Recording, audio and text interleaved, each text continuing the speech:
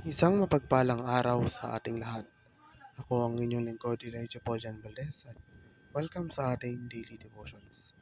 Ang ating verse for today nasa Genesis chapter 3 verse 24. Sinasabi dito na, pinalayas nga siya ng Diyos at sa dakong silangan ng halamanan ng Eden ay naglagay ang Diyos ng pantay na kerubin. Naglagay siya ng espadang nagniningas na umiikot sa lahat ng panig upang hindi malapitan ni naman ang punong kahoy ng buhay. Sa Biblia, ang kerubin ay pangunahing inilalarawan bilang mga simbolo ng kabanalan ng Diyos na kumakatawan sa kagilagilalas at hindi malapitan na kalikasan ng kanyang presensya. Madalas na nagbabantay sa banal ng mga banal at nagsisilbing paalala na lumapit sa Diyos ng may paggalang at paggalang.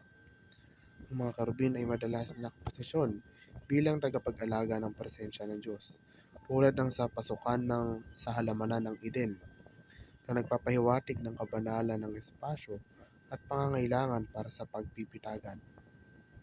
Ang mga kerubin ay ginagamit upang sumagisag kapwa sa awa at paghahatol ng Diyos. Sa Ezekiel 11:22, ibinuka ng mga kerubin ang kanilang mga pakpak na nagpapahiwatig ng pagbabago o pagbabago sa pakikitungo ng Diyos sa kanyang bayan. Ang kilosang ito ay isang panimula sa pag-alis ng Diyos sa templo na itinatampok ng kabigatan ng kasalanan ng Israel at ang nalalapit na paghuhukom. Ang mga kerubin ay madalas na inilalarawan bilang mga celestial na nilalang na direktang kumakatawan at pumapalibot sa kaluwalhatian ng Diyos, lalo na sa mga pangangitain kung saan inilalarawan sila bilang nagbabantay sa trono ng Diyos at nauugnay sa pagpapakita ng kanyang banal na presensya. Sa esensya, ang mismong pag-iral nila ay nagpapahiwatig ng kamahalan at kapangyarihan ng Diyos. Sa aklatang Ezekiel, ang mga kerubin ay nilalarawan na may maraming muka at pakpak na kadalasang nakikita bilang isang makapangyarihang bisual na representasyon ng maraming aspeto ng kalikasan at omnipresence ng Diyos. Sa tabernakulo, ang kerubin ay inilalagay sa itaas ng kaba ng tipan na nagpapahiwatig na ang presensya ng Diyos ay partikular na nahayag doon.